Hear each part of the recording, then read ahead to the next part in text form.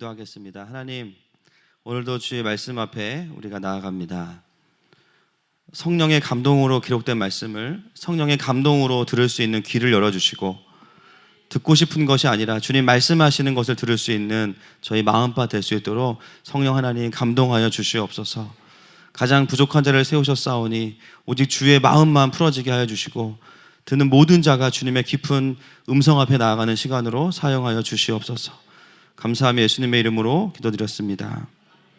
아멘. 로마서 42번째 시간입니다. 우리가 14장부터 15장 이제 오늘 본문 앞에 21절까지는 8번에 걸쳐서 저희가 어떤 주제를 같이 나누었냐면요, 본문에 말하는 것처럼 믿음이 강한 자가 믿음이 약한 자를 비판하지 말고 서로 기다려줘야 된다. 말씀을 8번에 걸쳐서 나누었습니다. 오늘은 이제 오랜만에 주제가 바뀌었습니다. 22절부터는요, 로마서 전체의 결론이 이제 등장을 하게 됩니다. 왜 로마서를 썼는가? 그동안 본문들을 보면 이제 로마 교회를 향해서 복음이 무엇인지를 처음에 이제 이야기해 줬고요.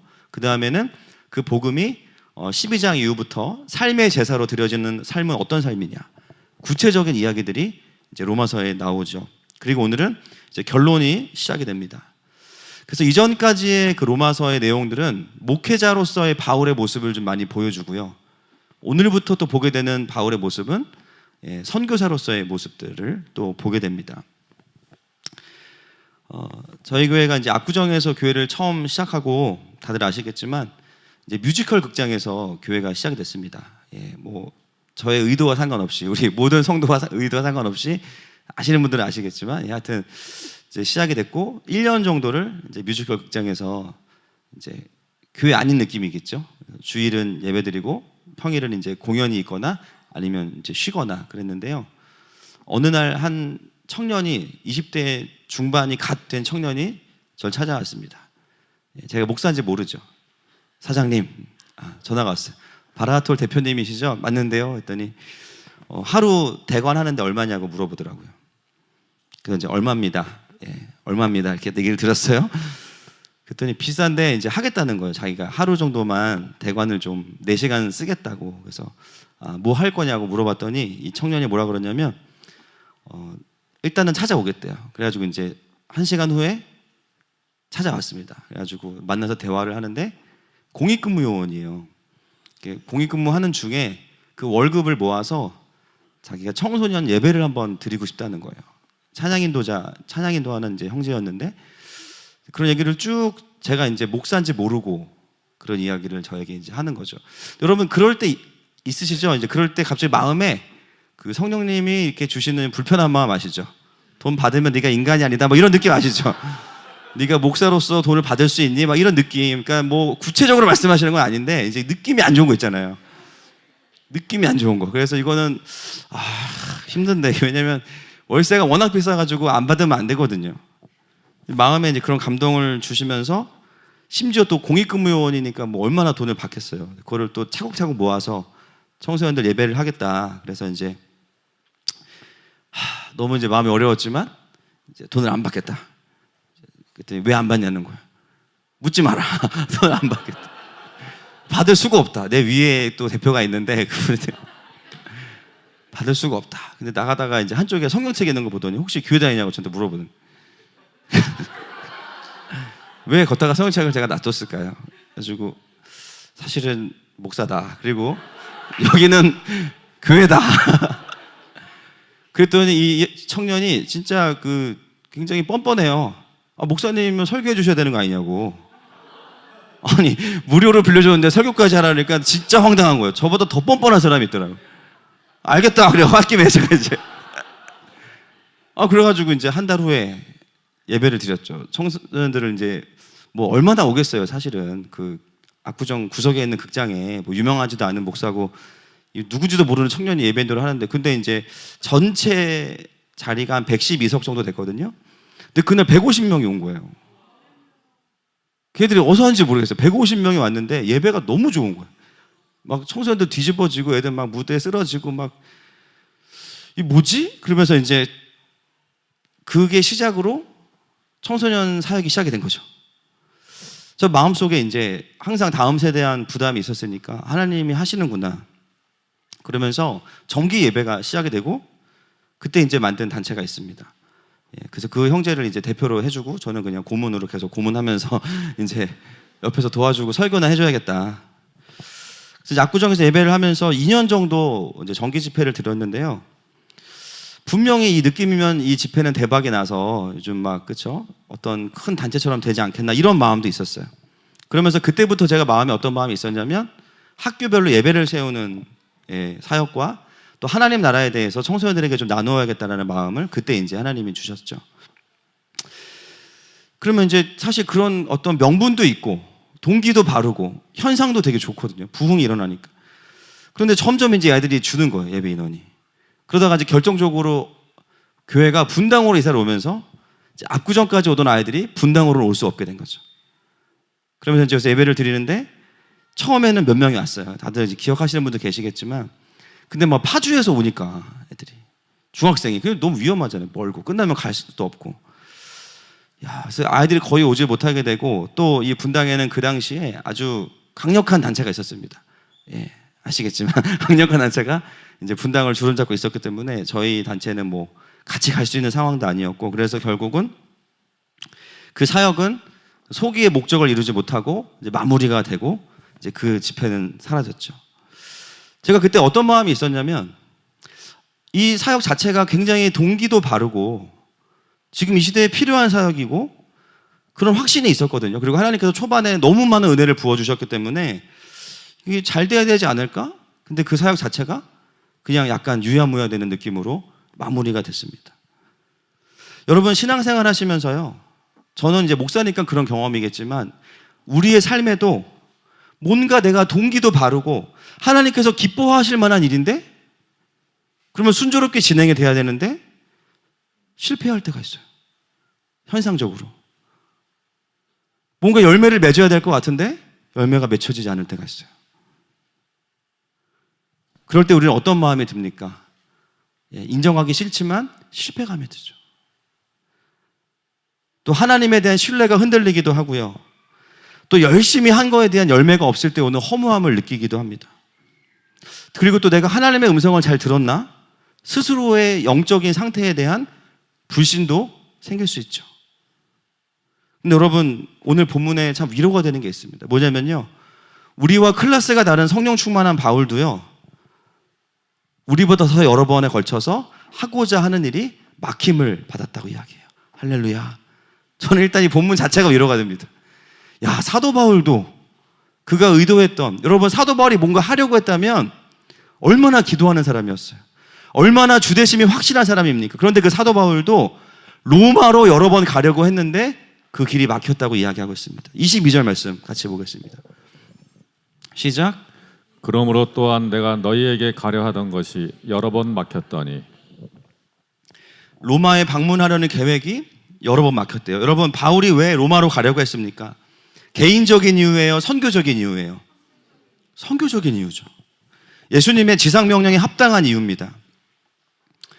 땅끝까지 복음을 전하기 위해서 반드시 로마를 거쳐가야 되는데 로마 교회의 도움을 받아야 되는데 분명히 명분이 맞거든요. 실리도 있어요. 동기도 틀리지 않았습니다. 그런데 하나님은 그 일을 진행하도록 두시지 않았어요. 바울이라고 해서 100% 다 응답받는 게 아니라는 거죠. 그러나 이제 보게 되면 바울은 그것이 하나님을 불신하거나 자신의 사역을 멈추는 것으로 작용하진 않습니다. 오히려 그 속에서도 또 다른 하나님의 인도하심을 경험해요. 그래서 오늘 설교의 제목이 뭐냐면 막힘을 통한 열림입니다. 여러분 하나님께서 바울이 로마로 가는 게 너무나 필요하고 맞는 일이지만 그것을 막으시는 과정을 좀 우리가 먼저 살펴볼 필요가 있는데요. 오늘 22절 말씀 다시 한번 보시겠습니다. 로마서 15장 22절 시작. 그러므로 또한 내가 너희에게 가려 하던 것이 여러 번 막혔더니. 그러므로라고 나오기 때문에 막으신 이유가 그 앞에 문맥에 있겠죠. 20절과 21절 같이 읽겠습니다. 15장 20절과 21절 시작. 또 내가 그리스도의 이름을 부르는 곳에는 복음을 전하지 않기를 힘썼노니 이는 남의 터 위에 건축하지 아니하려 함이라. 기록된 바 주의 소식을 받지 못한 자들이 볼 것이요 듣지 못한 자들이 깨달으리라 함과 같으니라. 아멘. 아멘. 로마에는 바울이 개척한 건 아니지만 이미 교회가 세워져 있었습니다. 바울이 로마로 오려고 할 때마다 어떤 일이 벌어졌냐면요, 우선순위상 아직 교회가 세워지지 않은 곳으로 계속해서 하나님이 인도하세요. 로마에 가서 좀 할 것들이 있는데요, 하나님 거기를 인도하시지 않는 거예요. 먼저 가야 될 곳이 있는 거예요. 23절에도 동일한 문맥으로 바울은 이야기하고 있죠. 23절 보겠습니다. 시작. 이제는 이 지방에 일할 것이 없고 또 여러 해 전부터 언제든지 서바나로 갈 때에 너희에게 가기를 바라고 있었으니. 아멘. 여러분, 바울의 그 선교의 최종적인 목표는 어디였습니까? 서바나가 어디예요? 스페인이죠. 왜 스페인이에요? 스페인이 그 당시에는 땅끝이라고 여겼기 때문입니다. 그래서 여러분, 바울의 그 복음을 전한 경로를 좀 보여주십시오. 예, 총 4차에 걸쳐서 이제 가는데요. 첫 번째가 1차 전도 여행 때 어디를 가냐면 소아시아 지역의 터키 지역에 7개의 교회를 개척하죠. 그 다음에 2차 전도 여행은 저기 그리스 반도에 가서 또 고린도 교회, 빌립보 교회, 데살로니가 교회, 아덴 이런 곳에 2차 전도 여행을 가서 교회를 세웁니다. 3차 전도 여행은 세웠던 교회들을 다시 돌아보면서 격려하는 사역을 합니다. 그리고 이제 4차 전도 여행이라고도 하지만 마지막에 어디로 가요? 사도행전 후반부에 보면 로마로 이제 가게 되는 모습이 나오게 됩니다. 로마로 가려는 바울의 가장 궁극적인 목표는 뭐냐면 스페인이 땅끝이기 때문에 스페인 선교를 위해서 로마 교회는 거점으로서의 굉장히 중요한 곳입니다. 거기서 이제 재정적인 지원과 다른 지원들을 받아서 스페인까지 가서 교회를 세우는 것이 바울의 최종적인 목표였습니다. 그 다음 보여주세요. 보이시죠? 로마에서 스페인까지. 저거를 이제 바울이 원했던 건데 그 길이 이제 번번이 막혔던 거예요. 너무나 필요한 일이고 반드시 일어나야 되는 일인데 잘 되어지지 않는 것이죠. 여러분, 우리는 이 과정을 어떻게 이해하고 해석해야 될까요? 첫 번째 중요한 건 뭐냐면요, 우리의 모든 삶과 사역이 하나님의 주권 안에 있다는 것입니다. 인정하십니까? 그냥 일어나는 일은 하나도 없어요, 여러분. 막혔다는 것도 결국은 하나님께서 어떤 과정 속에서 막으신 거죠. 일단은 하나님의 인도하심으로 볼 필요가 있습니다. 그렇다면 하나님께서 어떤 과정으로 막으셨는가? 첫 번째가 좀 아까 봤듯이 먼저 가야 될 다른 곳을 보여주셨다는 거예요. 여러분, 하나님은 때로 우리가 인도하심을 구할 때 모든 길을 막으실 때가 있죠. 그럴 때는 어떻게 해야 됩니까? 갈 데가 없으니까 무릎 꿇고 기도하셔야 돼요. 하나님의 뜻을 구하고 하나님 앞에 겸손하게 머물러 있어야 됩니다. 그런데요, 어떤 경우에는 로마와 같은 경우에는요, 그 길을 막으시는 방법이 다른 길을 열어주시는 거였어요. 다른 기회들을 주시는 거였어요. 여러분, 하나님은 무조건 우리를 막으시는 분만이 아니십니다. 먼저 해야 될 중요한 일들을 열어주시는 분이세요. 때로 우리가 참 동기도 옳고 분명히 선한 일임에도 불구하고 그 일을 막으신다고 느껴질 때 잘 찾아보십시오. 먼저 해야 될 다른 일을 열어주실 때가 있습니다. 막으시는 이유를 가르쳐 주시지 않는다. 들을 필요가 없는 거예요. 왜냐하면 말씀하셔도 우리가 이해를 못하니까. 대신에 내 삶에 어디를 열어주시는지에 집중하셔야 돼요. 우선적인 필요가 있는 곳을 여실 때가 있습니다. 그러면 하나님은 왜 바울의 그 로마로 가는 과정들을 막으셨을까? 오늘 그게 이제 우리가 하나님의 카메라로 이 사건을 좀 봐야 되는 부분입니다. 감사한 건 뭐냐면요, 이미 이때 이후로 시간이 한참 지났기 때문에 그 이후에 일어난 일들을 통해서 하나님이 뭘 하셨는지를 볼 수가 있습니다. 첫 번째는요, 결국 바울은 로마로 갑니까? 못 갑니까? 가죠. 근데 어떻게 가요? 죄수의 신분으로 갑니다. 확 깨져, 여러분. 그렇죠? 주님, 저 선교지로 보내주십시오. 죄수로 가요. 그래서 어떻게 보면 표면적으로 이 사실 자체가 굉장한 충격일 수 있습니다. 아니, 그렇게 가게 해달라고 할 때는 안 보내주시고 결국 가긴 가는데 죄수의 옷을 입고 간단 말이야? 이게 어떻게 하나님의 방법일 수 있을까? 그러나 이것은 사실은 꼼꼼히 살펴보면 기가 막힌 신의 한 수입니다. 사도행전 23장 12절과 13절 말씀 보겠습니다. 시작. 나리샘의 유대인들이 당을 지어 맹세하되 바울을 죽이기 전에는 먹지도 아니하고 마시지도 아니하겠다 하고 이같이 동맹한 자가 40여 명이더라. 아멘.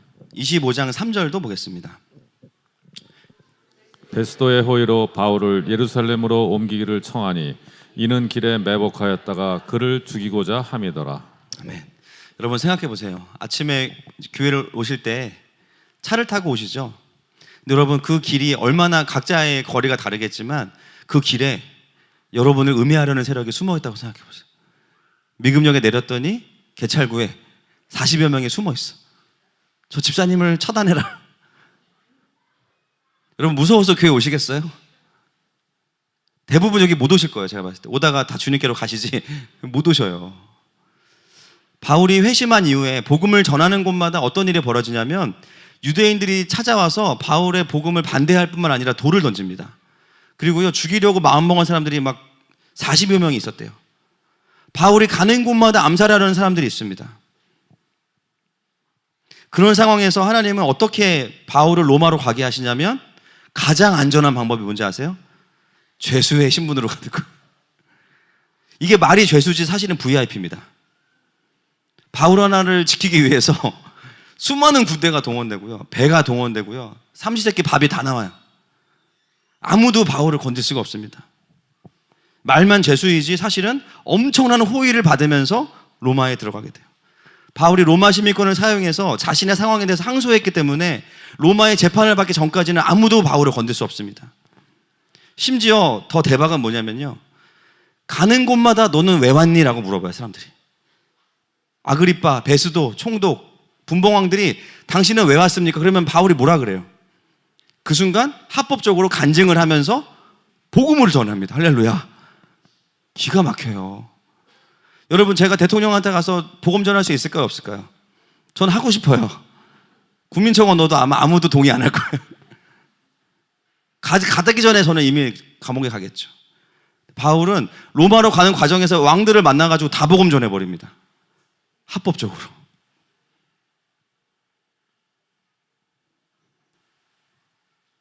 말만 죄수이지 바울 한 명을 수많은 로마의 사람과 재정을 투입시켜서 하나님은 로마까지 바울을 데려가시죠. 물론 중간에 이제 풍랑 한번 만나긴 하지만, 만약에 바울이 그냥 자기의 자비량으로 로마로 갔다면 로마 교회 신방 정도 하고 또 모든 비용은 이제 셀프로 다 부담했겠죠. 그러나 여전히 그 과정 가운데 수많은 유대인들은 바울을 죽이려고 했겠죠. 여러분 하나님은 바울이 상상도 하지 못할 방법으로 바울을 로마로 보낼 계획을 이미 가지고 계셨어요. 그 과정에서 훨씬 더 많은 리더들과 사람들에게 영향력 있게 복음을 전합니다.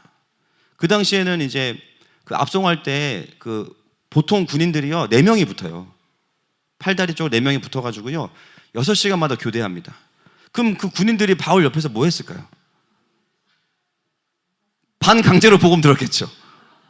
6시간 동안. 여러분 6시간 설교 들으면 성령 충만해져요. 그리고 은혜 받을만 하면 그 다음 사람 교대. 그러니까 이 바울이 가는 이 과정이 엄청난 킹덤이에요. 그냥 계속 군인들은 복음 듣게 되고 만나는 왕들도 복음 듣게 되고 로마로 가면 또 복음 전하게 되고. 사도행전 마지막 절 28장 30절 31절 보겠습니다. 시작. 바울이 온 이태를 자기 셋집에 머물면서 자기에게 오는 사람을 다 영접하고 하나님의 나라를 전파하며 주 예수 그리스도에 관한 모든 것을 담대하게 거침없이 가르치더라. 아멘. 담대하게 거침없이 가르칠 수 있는 이유는 로마가 보호해줬기 때문입니다. 유대인들이 얼씬도 못하는 거예요. 여러분 이것이 하나님께서 가지고 계셨던 로마를 가게 하려는 바울을 향한 하나님의 그림이었어요. 바울이 알았을까요? 몰랐을까요? 당연히 몰랐죠. 지나고 나서 알았겠죠. 여러분 내 삶에 하나님 보시기에 동기도 옳아요. 선한 일이에요. 반드시 일어나는 일이에요. 그런데 막힌다면 하나님은 그 일을 반대하시는 게 아닙니다. 더 크고 더 치밀한 계획을 가지고 계신 거예요. 그럴 때 우리는 어떻게 해야 되는가? 지금 나에게 열어주시는 길로 가야 되는 거죠. 상황을 막으신 것에 대한 아쉬움은 조금 있어요. 그런데 그 마음에 계속 머물러 있으시면 안 되고요. 빨리 마음을 일으키셔서 하나님의 선한 계획하심을 바라볼 수 있어야 됩니다. 청년들, 그렇죠? 이 형제인 것 같았어. 헤어졌어. 아니었구나. 그럴 때 어떻게 해야 돼요? 막 소주 먹고 누워있으면 안 됩니다. 인생은 원래 이런 거 아니에요. 다른 형제가 있다라는 거, 그죠? 이 자매인 줄 알았는데 아니었어. 반쪽은 태어는 났니? 그죠? 잘 살고 있어요. 어딘가에 걱정하지 마세요. 때가 안 됐을 뿐입니다. 주님이 잘 양육하고 있어요.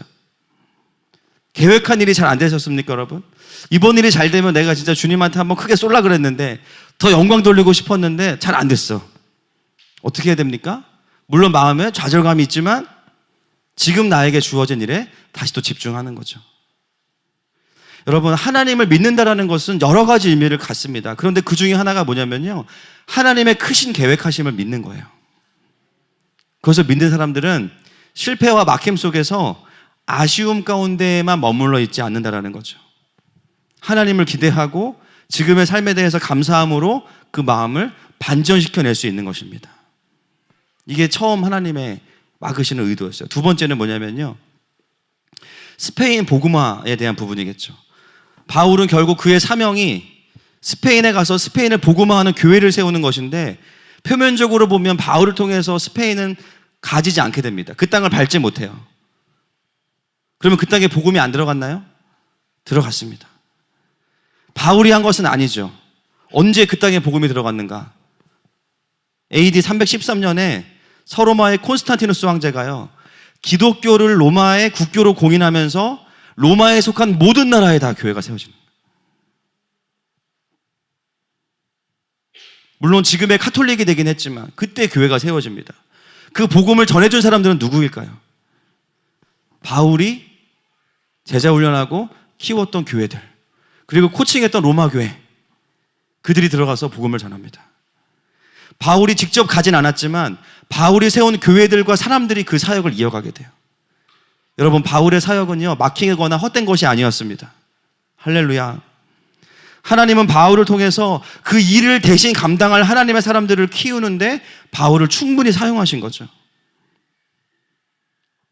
어제 단기선교팀 처음 모임을 했는데, 이번 단기선교도 이제 작년에 되게 은혜로웠잖아요. 그 흐름을 이제 이어서 가려고 하는데요, 좀 더 집중하는 부분이 뭐냐면, 사역도 중요하지만 우리가 더 교회가 되자라는 거예요. 우리가 더 하나님의 임재가 있는 성전이 되자. 그리고 도시선교가 뭔지를 좀 더 가르치고 이해하는 데 초점을 두고 있습니다. 그래서 어제 처음 책 모임을 했는데 감사한 건 뭐였냐면, 함께 교육받는 우리 멤버십들이요, 도시선교에 대한 개념들을 자기의 언어로 소화해서 이야기해 주신다는 거예요. 제가 너무 감격스러웠어요. 그러면서도 자기가 도시 안에 살면서 그냥 잊고 있었던 것들, 그냥 이게 당연하다고 생각했던 것들이 사실은 하나님 보시기에 아니었군요. 이런 고백들을 하시는 거예요. 어떻게 영적인 싸움을 싸워야 되는지, 어떻게 도시를 향해서 어떤 관점을 가져야 되는지, 그동안 몰랐던 부분들이 열리면서 선교지에 대한 이해만이 아니라 자기의 삶에 대해서도 하나님께서 통찰을 주시는 거, 너무나 감사한 일이었습니다. 이렇게 영적인 원리를 터득한 도시 선교사들이 일어나서 저 혼자 한 교회나 한 나라나 영역에서 뛰는 것보다 동시에 리더들이 일어나가지고요, 각자의 영역에서 하나님의 나라를 확장하는 거, 할렐루야, 생육하고 번성하고 충만하게 다스리는 거, 그것이 하나님께서 원하시는 도시 선교죠. 그런 일들을 보는 것이 너무 제 마음 가운데 감격스럽습니다. 하늘마음교회는 영혼들을 도시 선교사로 키우고 세워서 모든 영역과 세대와 열방에 파송하는 교회로 더 쓰임받게 될 것입니다. 그것이 하나님께서 원하시는 거예요. 바울, 너 잘하지? 너 혼자 다 뛰어. 이게 아니에요. 넌 집중해. 그리고 귀한 리더들을 많이 만들어. 그들이 뛸 거야. 그것이 역사가 우리에게 이야기해주는 하나님의 방식이죠. 세 번째, 하나님께서 바울을 막으셨던 이유는 뭐냐면요, 땅끝에 대한 오해가 있었기 때문입니다. 그 당시에 사람들은 땅끝이 스페인이라고 생각했지만 실제로는 아니죠. 만약에 바울이 계획대로 로마를 통해서 스페인으로 갔다면 바울은 내가 세계 선교 다 했다라고 착각을 했거나, 아니면 그 다음에 어떤 땅도 없다고 생각을 해서 더 이상 사역을 진행하지 않았을 겁니다. 이것은 뭐냐면요, 바울의 인식에 한계가 있었다는 거예요. 여러분, 성령 충만한 사람도요, 한계가 있습니다. 인정하십니까? 아무리 성령 충만한 사람도요, 인식에 한계가 있어요. 바울이 스페인에 가서 교회를 세웠어도 땅끝 비전은 완성될 수 없어요. 하나님께서 때로 우리의 삶에 어떤 길을 막으실 때에는요, 거기에 반드시 어떤 레스 포인트가 있냐면 우리의 한계에 대해서 말씀하시는 포인트가 있습니다. 우리는 항상 이것을 염두에 두어야겠죠. 여러분, 내가 보는 영역은 하나님의 영역에 비하면요, 무조건 좁을 수밖에 없어요. 맞습니까? 나는요, 한 사건만 봐요. 딱 나한테 서운한 거. 내가 준 상처는 전혀 안 보죠. 서운한 것만 딱 보죠. 어떤 문제를 볼 때도 각자의 이 문제와 관련된 사람들의 삶을 보는 게 아니라 그 현상만 볼 수밖에 없어요. 그게 우리의 한계예요. 근데 하나님은 어떻게 하십니까? 전체를 다 보고 계시죠. 과거와 현재와 미래와 이 일을 통해서 어떤 일을 하실지까지 다 보고 계세요. 이러한 관점은 선교지에만 해당되는 것이 아니라 우리의 인생을 향해서 동일한 메시지가 있습니다. 여러분, 우리의 인생에서 주님이 막으실 때에는요, 분명히 거기서 우리에게 말씀하시는 우리의 한계를 보게 하시는 겁니다. 어떻게 해야 될까요? 우리의 부르심은 그 한계를 인정하는 거예요. 여러분, 한계를 돌파하는 사람들의 가장 큰 장점, 한계를 인정한다. 여러분, 모임에서 좋은 얘기만 하지 마세요. 부탁드립니다. 나는 승리했어. 나는 성령 충만해. 알아요. 근데 계속 그러세요, 진짜로? 정말 24시간 제가 쫓아다녀 볼까요? 아니잖아요, 우리. 내 마음속에 차마 나누지 못하는, 영적인 자존심 때문에 나누지 못하는 부분들이 있으시죠? 한계를 인정할 때 한계가 돌파돼요. 왜요? 한계는요, 내 힘으로 여기까지라는 거죠. 그 다음은 누구의 영역입니까? 하나님의 영역이에요. 하나님 앞에서 건강한 사람들의 특징은요, 정직하게 자기를 돌아볼 줄 안다는 거예요. 뭐 다른 교회 중요합니다. 그런데 여러분, 내가 더 중요해. 내 안에 있는 죄, 내 안에 있는 내 교만, 내 의, 이게 더 중요하지 않습니까? 내 한계를 정직하게 인정할 때 돌파가 있습니다. 우리는 정직해지고요, 더 주님을 의지하게 돼요. 아멘이십니까? 그래서 우리가 약할 때 하나님이 강함 되시는 거죠. 내가 강해서 주님의 나라를 확장하는 게 아니라 우리는 정직하게 보면 약함을 인정할 수밖에 없기 때문에 나의 약함을 인정하는 그 사람에게 성령님의 능력이 기름 부어져서 하나님이 그 사람을 사용해서 일하시는 거죠. 그 사람의 성격이나 카리스마로 일하시는 게 아니죠. 그러므로 자신의 한계를 인정하는 사람들이 한계를 돌파할 수 있는 것입니다. 사랑하는 여러분, 그러므로 내 삶에 막힘이 찾아올 때 내가 인정해야 될 나의 한계가 무엇인지를 볼 수 있기를 축복합니다. 그리고 그래서 주님께 말씀드리세요. 주님, 저의 인격은 여기까지예요. 저의 마음은 여기까지예요. 저의 재정은 여기까지예요. 이런 종합적인 하나님의 관점이 있었기 때문에 여러 번 로마로 가는 것이 막혔던 것입니다. 제가 시작할 때 말씀드렸던 그 청소년 사역에 대한 이야기를 좀 마무리하고 마치려고 하는데요. 그때는 참 그 사역이 흩어진 것에 대해서 잘 이해가 안 됐습니다. 하나님 그냥 안 열어주시나 보다 하고 말았어요. 그런데요, 저는 내려놨던 그 사역을 시간이 지나면서 하나님은 계속 완성하고 계세요. 누가 여기까지 와서 예배를 드릴까? 청소년들이 과연 이 학교의 교회들이 과연 우리에게 마음을 열어줄까? 하나님은 그 이후에 어떻게 일하셨냐면 오히려 학생들보다는 지역의 교장 선생님들, 유치원 원장님들, 그리고 목사님들과 함께 예배하게 하셨어요. 다 아시겠지만 3년을 거의 빠짐없이, 그것도 새벽 6시 20분에 무슨 교장선생들이 잠도 없으세요. 6시 20분에 새벽 끝나면 바로 올라가서 예배드리고 학교의 상황들을 나누고 경배하고 또 하나님이 일하시는 이야기들을 나누고 3년을 그렇게 예배하고 나서 그 모임이 안정화될 때쯤에는 어떤 일이 벌어졌습니까? 엄마들 기도 모임이 또 일어나게 하셨어요. 많지는 않지만 근처 학교들의 학교와 자녀들을 위한 엄마들 기도 모임이 학교마다 세워지기 시작했고, 그리고 시간이 지나니까요, 가장 사역을 잘했던 청소년 그 단체를 물론 많이 어려워졌지만 저희 교회로 보내셨어요. 여러분, 사람이 할 수 있는 일일까요? 불가능한 일입니다. 주일 저녁마다 그 리더들이 저희 교회에서 예배하고 있고요, 회복의 시간을 보내고 있어요. 저는 어느 순간 그들을 데리고 제자훈련을 하고 있습니다. 그러면서 어느 순간 보니까 교회를 중심으로 한 학교들 안에 벌써 학교 예배들이 다 세워졌는데요, 다 저희가 관여하고 있죠. 문이 열릴 것 같지 않던 학교들이 다 열려버렸어요. 이번 주에는 우리가 여름에 있을 연합 청소년 캠프를 준비하는데 가까운 예술고등학교에 있는 선생님들 2분이 오셔가지고요, 함께 하시겠다고, 방 달라고, 가족들 데리고 오겠다고, 애들도 데리고 오겠다고 하시는. 가장 감사한 건 뭐냐면 이런 사역의 혜택을 우리 교회 유스 아이들이 제일 많이 누리고 있다는 거예요. 사실 다른 교회 아무도 안 오면 우리 교회 아이들만 가는데 여기에 투입되는 찬양팀과 목사님 6명, 선교단체 리더들과 재정과 이거 다 우리 아이들이 누리는 거거든요. 무조건 남는 장사입니다. 할렐루야. 너무너무 감사한 거예요. 이 하나님 나라의 사역을 또 형제 교회들, 우리가 후원하는 교회들이 와서 함께 목회자들이 참여하고 현장에서 배우고 있죠. 아, 킹덤 사역은 이렇게 하는 거구나. 그리고 이제 교장단 모임은 없었지만 원장 선생님들이 힘들면 와서 기도받고 가세요.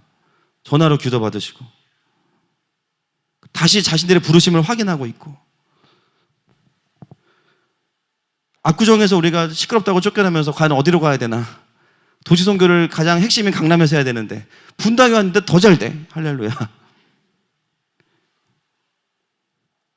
그리고 지나고 보니까 그때 만들었던 그 단체가요, 지금은 전국 투어를 하면서 오히려 사역의 지경이 훨씬 더 넓어졌어요. 제가 손을 떼니까 더 잘해.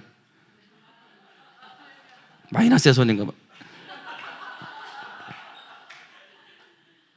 그리고 그때 예배 은혜 받았던 청소년 아이들이 어른이 청년이 돼서 이제는 그 멤버가 돼가지고요, 막 기타도 치고 다 하고 있습니다. 그리고 돌아보니까 그때 예배했던 그 팀의 메인 반주자들이 다 우리 교회 가족이 돼 있어요. 정화원, 신정현 2명 다 와 있는데, 지나고 보면 알 수 있는 게 뭐냐면요, 그때는 실패 같고 막힌 것 같은데 실패가 아니었어요. 하나님의 때가 아니었던 거죠. 물론 모든 사역에 다 실패했다가 다 회복되는 것은 아닙니다. 어떤 것은 그냥 그대로 끝내야 되는 것도 있죠. 중요한 것은 뭐냐면 그 막힘에 대한 우리의 영적인 해석이 무엇인가라는 것입니다. 중요한 것은 뭐냐면 하나님은 항상 나보다 크십니다. 하나님은 항상 신실하십니다. 하나님의 관점에서 일어나야 되는 일들은요, 제대로 일으키시는 분이 하나님이십니다. 아멘이십니까? 여러분, 개인의 삶이든 교회든 회사든 여러분, 그 신실하신 하나님을 보면서 갈 수 있기를 축복합니다. 하나님은 우리의 삶에 수많은 문제들에 있어서요, 막으실 때가 있어요. 틀린 일이 아님에도 불구하고. 그러나 막으심의 목적은요, 우리를 못하게 하는 것이 아니라 더 큰 것을 열어주시기 위함입니다. 고린도전서 10장 13절 말씀 읽고 같이 기도하기 원합니다. 시작. 사람이 감당할 시험 밖에는 너희에게 당한 것이 없나니 오직 하나님은 미쁘사 너희가 감당할 못할 시험 당함을 허락지 아니하시고 시험 당할 즈음에 또한 피할 길을 내사 너희로 능히 감당하게 하시느니라. 아멘. 여기서 보면 피할 길, 제자 훈련할 때 배우셨죠? 탈출구, 비상구란 뜻이에요. 우리의 막힘은요, 그냥 무조건 막혀 있음이 아니라 반드시 끝이 있고 탈출구가 있습니다. 하나님 신실하시기 때문이에요. 오늘 특별히 이 가운데 삶에 막힘이 있는 분들 주님이 부르고 계십니다. 너무 답답하고 버거운 분들 주님이 부르고 계십니다. 반드시 피할 길이 있다. 하늘을 봐라. 하늘에서 우리의 앞길을 예비하시고 이끌어 가시는 그 하나님의 크신 계획을 볼 수 있기를 축복합니다. 그리고 또 삶에서 이것을 경험했지만 어느 순간 그것을 잃어버린 분들, 하늘을 볼 여유가 없는 분들에게도 주님이 은혜 주시기를 축복합니다. 우리가 이 시간을 지나고 나면요, 그 주님의 받은 복을 계수하는 시간이 있을 것입니다. 그리고 그것으로 주님을 경배하는 시간이 있을 것입니다.